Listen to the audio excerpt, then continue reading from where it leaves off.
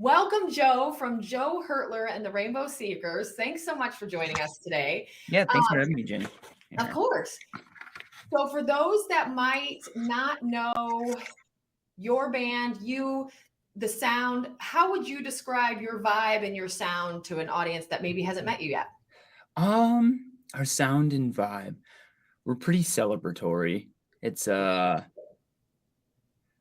pretty lively and colorful stage show. There's a bunch of members, anywhere from 6 to 7 people on stage at any given time, and every member has their time to shine within the arrangements of our live songs.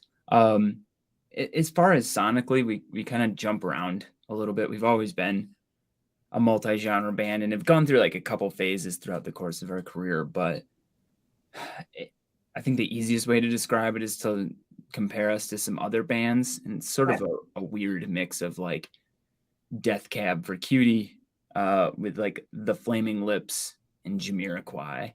Maybe throw a little Dave Matthews Band in there too. I think that's a really, really good combo. You're exactly right. I was trying to do the same thing with a friend the other day, kind of talking a little bit about you guys, and I didn't do it nearly as well as that. So that's actually a really great combo. Yeah. It only took me like 10 years to come up with. Seriously, it's like we've always kind of struggled to describe ourselves. That sounds like it sounds lame to even say that, but it really, we've just experimented with a lot of different sounds, and it's kind of just not even so much merged together. It's that we have like sections of our music that deal with different feelings and have different sounds to encapsulate those feelings. Yeah, you have some different attitudes throughout different songs and albums. Well put. Like Jeans to Jet Ski, like they're both fun and dancey, but they're still very different. And then your newest, it's the last, I'm forgetting the name of it, the newest video that just dropped. The Last Ovation. Yeah. I can remember it. That one has a really different sound from those. So I think you're right. You guys have definitely different emotions throughout that, and it comes through pretty strong. Thank you. Yeah. I don't know if we're trying to do that, but it's like what ends up happening. So, and I'm happy with it too. It's like I said, there's just certain feelings that kind of, or certain vibes that lend themselves to different sounds. Yeah. And I mean, we all have that in our lives. So some days we want the punch dance music, and some days we want just something a little more mellow. So I think you guys can provide that, just picking different songs. Yeah. Fantastic. So you recorded your first solo album in 2009. From there, the band kind of formed. It sounds like there might be a cool story behind that, just a little bit, I know. So tell me a little bit about that. How did the band come to be, Joe Hertler and the Rainbow Seekers? Yeah. Again, it was sort of the melding together of a couple different small worlds. I was just kind of getting into music. I think it was like my sophomore year of college is when I bought a guitar and really started writing. I had studied some music in the past. Like I played bass in the orchestra through my senior year, and originally wanted to be a music student, but I never ended up doing it. But yeah, I started writing songs probably like sophomore year, and kind of was getting into recording at the time, just out of my dorm room pretty much. And there was this, I went to Central Michigan University, which is in a place called Mount Pleasant. It's a really small town, big, fairly big university. So when the students are around, there's, like maybe 35,000 people that just like show up. But this small music and arts community kind of grew, and there was a particular coffee shop in town where that really became the watering hole for all who were interested in arts.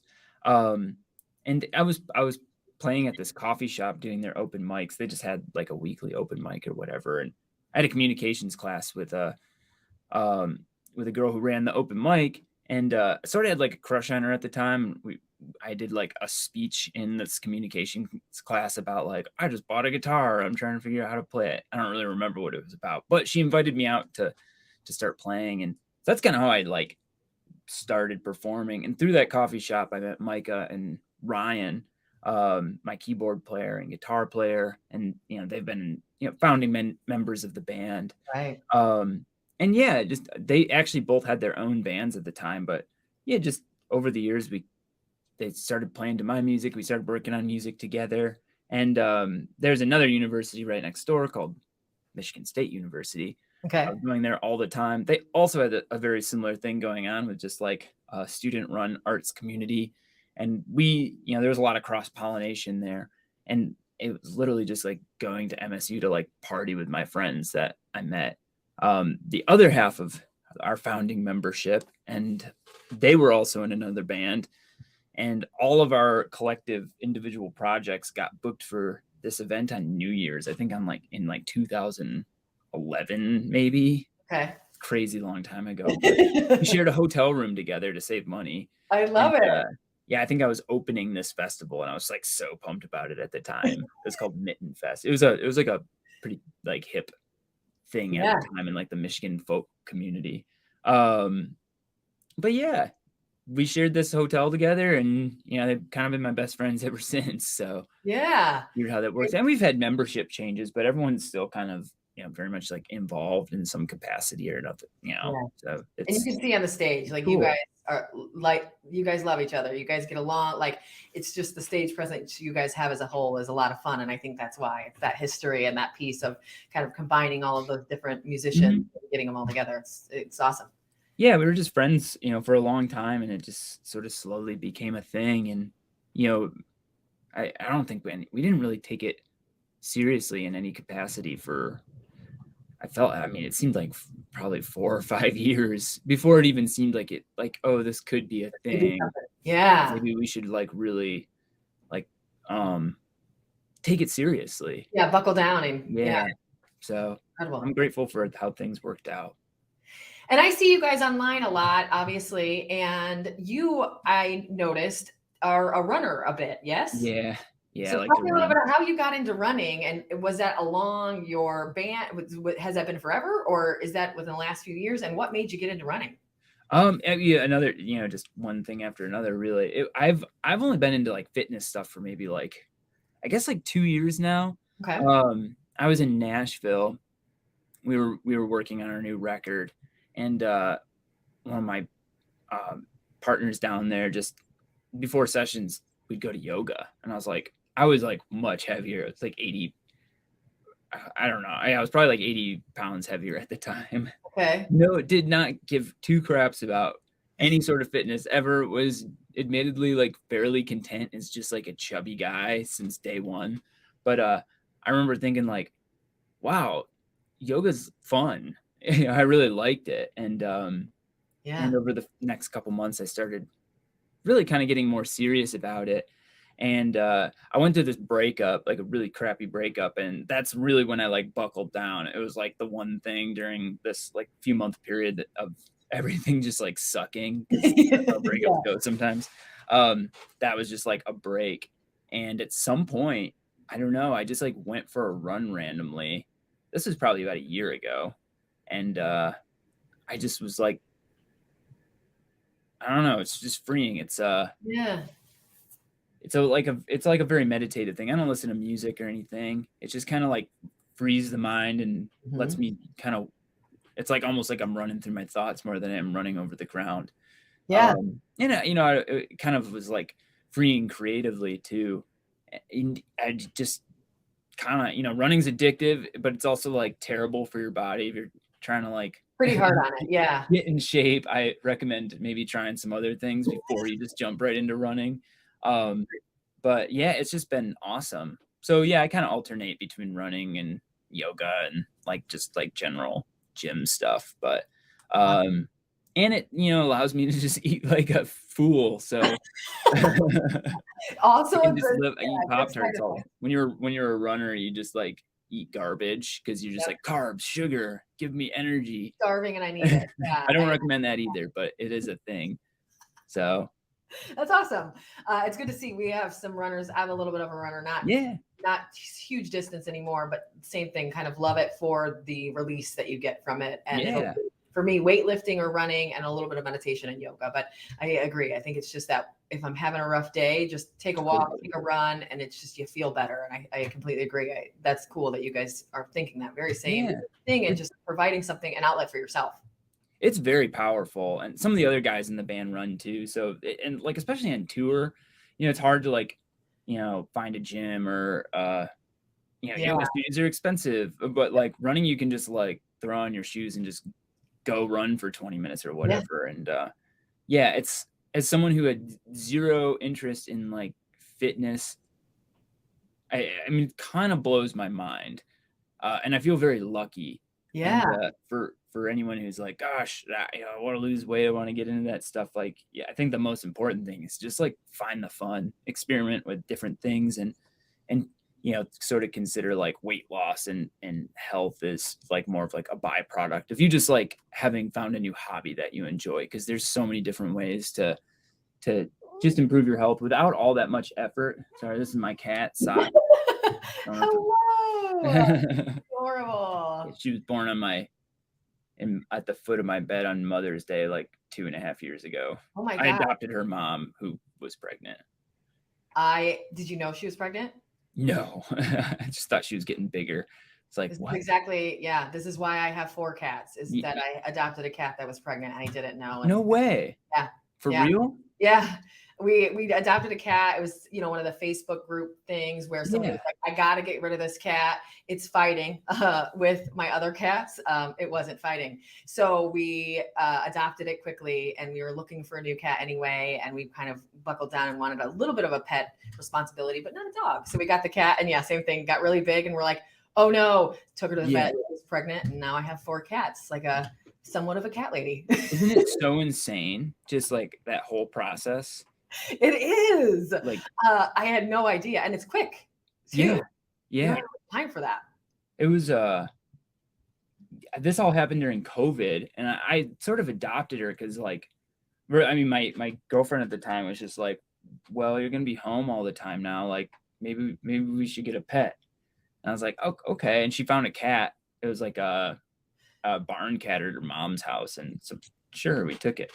And yeah, it's just I mean, she couldn't have been more than like 6 to 8 months old. Wow. And just to have this like tiny little critter just like go into like turbo mom mode was like probably the coolest thing I've ever experienced ever in my life. And I get real obsessed with just like what's in front of me sometimes. So it's like I just went into like, I'm going to rear these cat children.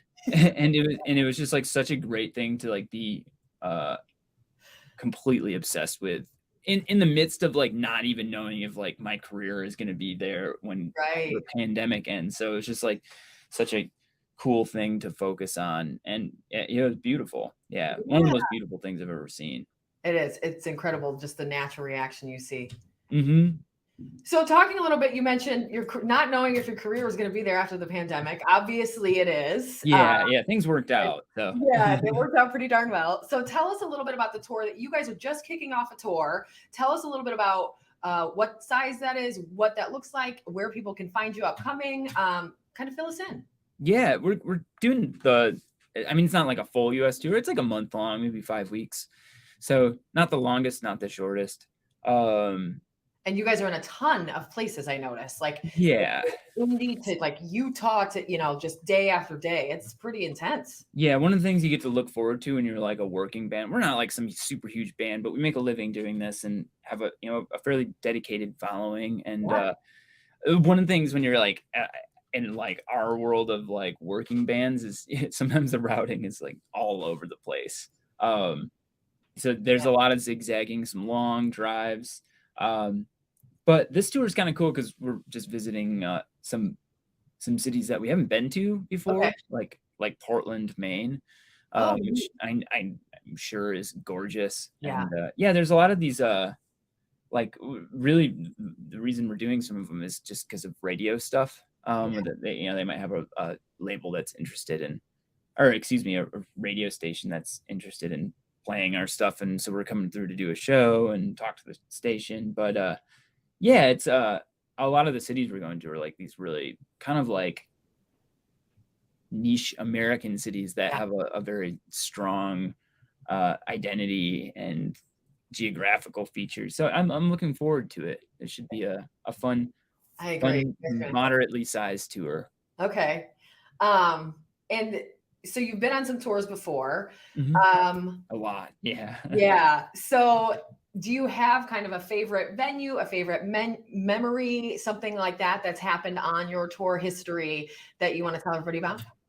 Yeah, there's probably a bajillion from it's always I know there's so many. I just gotta. Oh Yeah. yeah. Um,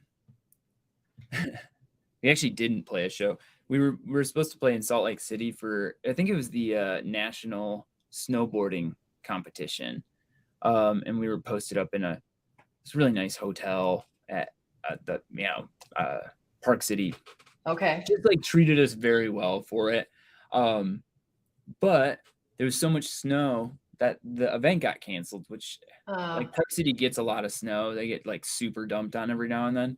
And to have a competition get closed just because there was so much snow. It had to be bad. It was like, I mean, like 7 or 8 feet. There was so much snow. It was unbelievable. Like you couldn't walk into like businesses.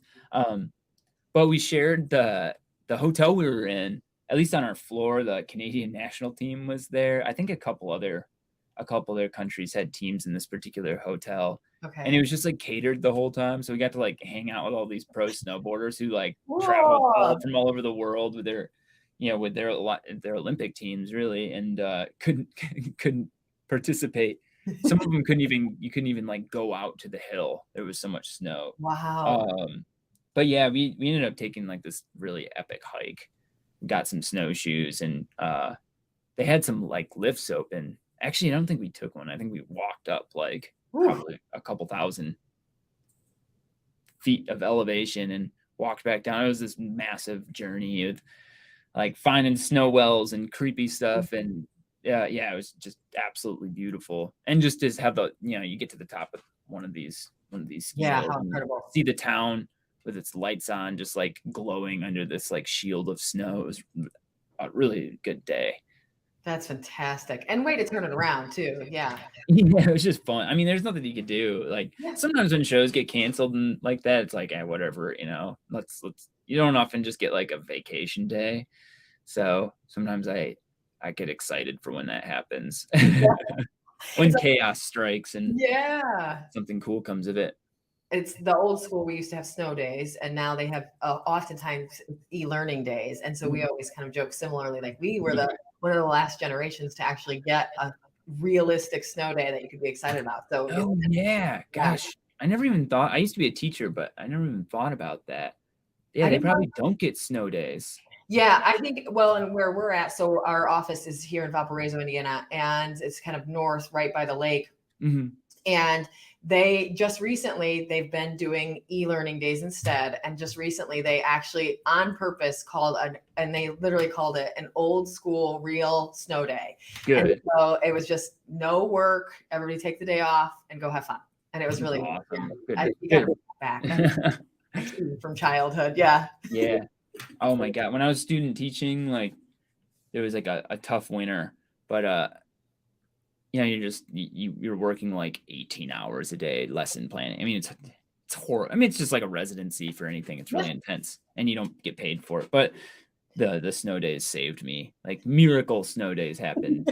Like where I'm like, man, if those like 2 snow days didn't happen, I wonder if I would have even like graduated or something. Like you just couldn't hang and then you got it was time to like catch up on stuff or just like have a break, a little break. But forgot about it. So my favorite songs, Jeans, Future Talk, Jet Ski, those are a couple of mine. Do you or the group as a whole have a couple of your favorites that you guys have created over the years? Yeah, I mean, at least I can speak for myself. Mike is our set list master, so he tends to pick he picks different set lists every night and puts a lot of thought into it. But I will always like playing Old Love. Okay. I know it's like our most popular song. Yeah. And I don't think many artists would say that about their most popular song, but it was just like, I felt like a cohesive piece of art that like a lot of people were involved and it really just came together into like something that worked and was realized in a very unique way, I guess. Like can't talk. Realized in a unique, oh my gosh, in a unique way in consideration of like everyone that put their effort into it. and it's fun to play live. Yeah. I think what my other favorite ones as of recent have been to play. Stuff comes back, like Ego. We started playing Ego Loss again from our like first record. And Okay. it just like has, yeah, it's just like refreshing. Especially going back and like playing like the old stuff that we kind of forget about Yep. can be really fun. Off the new record, Help. Help is fantastic. Yeah, it's just like one that just like translated perfectly. I was worried about it too, and when I put it together, before me, Mike, and Ryan had showed it to the band, I was just like, gosh, I wonder how this is gonna turn out. I assumed it would be difficult to execute live, and then it just didn't. It was seamless. Everyone just like figured it out, and this big jam came of it, and yeah, that it's fun to play. That's fantastic. I like Help a lot too. I like the dance. That dancey stuff for me is just like where it hits home. I think it's fantastic. So yeah, I'm a big dance music fan, so yeah. I try not to like overdo it with the bands. It's not just like slamming the audience the whole time, but like in the past, my bandmates used to give me like a 2 to 3 dance song pass. Okay, there you go. Yeah, so I had like credits. Now that has been lifted, but yeah, I love dance music. Same. So I'll give you a bit, as we close out, I'll give you a bit of a curveball. So as I mentioned early on, we are exclusively positive news. So we're the good news in the region. Tell me some about some positivity in your guys' lives, or some good news that you like to often spread to others or tell others. That is a curveball. There's good things happening all the time. It's just like overall, or something like personally. I think either one, I would be acceptable. I would love to know either of those, honestly. It's that kind of premise of, good news to us is something that is often overlooked or underappreciated. Maybe we've done and we've looked into and learned about a lot of research of what good news can do. So there's some books about this, and apparently the science says if you read something positive in the morning, you are 86% more likely to report that you've had a good day at the end of your day by putting that good something in the beginning of the day. So what would be something that you would try to either input into your own life or give to others to kind of keep that positivity going? I suppose there's two things. Sure. I guess I'll do one side. I'm a big movie fan, just in general. Okay. I watched Navalny last night, on Alexei Navalny. He's kind of like, and I don't mean to get into politics or anything, and I'll steer away from any specifics in those regards, but he's been in jail for a while. He's like Putin's main opponent. He's been very outspoken. Okay. And the director of the movie, I was watching an interview with him because the movie was incredible. And but Navalny's not without criticism, like most world leaders. They're not flawed in certain ways or whatever. One of his big criticisms is that he's kind of willing to like work with anyone to overthrow Putin. I don't fully understand the magnitude of that or what the different parties in Russia are, so but the director, who's a like incredible documentarian, at the right place at the right time, built something really, really Oscar worthy because it won. And he said in there during some of the interviews, they just spoke a lot together, and there's a lot of disagreement on political issues. But one of the things that really, he said, struck him about Navalny was how much he valued just conversation and having open discourse and sharing ideas and giving value to different ideas. And, that's a powerful thing. And I think everyone has much more to gain through listening than they do speaking. Yeah. And it's just important to consider all people. I love that. Regardless of who they are. Very good. That's perfect. And cool. I was like trying to tread carefully there. No, I love that. That's it. And that kind of the work behind that. And that's what we always kind of on our end is when we started the company, which is we're almost 14 years old, the whole premise was good news, but we got a little bit of flack back often to say, is there good news? Or people would say, oh, but you're in Northwest Indiana. What's good about this place? And number one, you often want to tell people to stop shooting inward, but also to really look at that good. And of course, we have so much and so many requests, we actually can't get to it all. So I think it's that mindset that you have to flip. And I think that's really important too, is just the mindset of, I'm going to choose to be positive oftentimes, and work real hard to change the future of other people so that they can be the same. Yeah. I was up north a few weekends ago with actually our founding bassist and drummer. I think we were watching like a UFC card or something like that, just like being bros. And like my bassist just made the comment. It's like, you know, life is probably all right if like this is what humans choose to like spend their life doing. Like you have like we can just sit here and watch this while 25 million other people around the world watch it too. Like what? Yeah. And then we can go on the internet and talk about it. Yeah, creating a show out of it versus having to fight for real. Yeah. Is also another bonus. Yeah. Yeah. There's suffering happening that, you know, and it's not to diminish that. There's tough things always going on. And the capacity for suffering is immense. And people are experiencing that. But in those little moments where you can go, I'm okay. You know, you never want to let gratitude escape you. Yes. That's a great way to put it. Well said. Thank you. Well, thank you so much. I will let you get on to, I'm sure, all of the huge things you still have to do. Packing for tour today. Yeah. And so you guys leave today, yes? Tomorrow morning. Tomorrow morning. Got it. And then kick it off in Indy and kind of head out from there, right? Yeah. And the Hi-Fi is an awesome room too. It's like one of my I haven't been yet. rooms. This is my first time at Hi-Fi. Yeah. I think it's our second time playing there, but yeah, it's one that's genuinely like one of my favorite rooms in the country. It's just really a quality venue. Great. Well, I'm excited. I will see you there. Please keep connected. And thanks so much for taking some time with us. Yeah. Thank you. I had fun.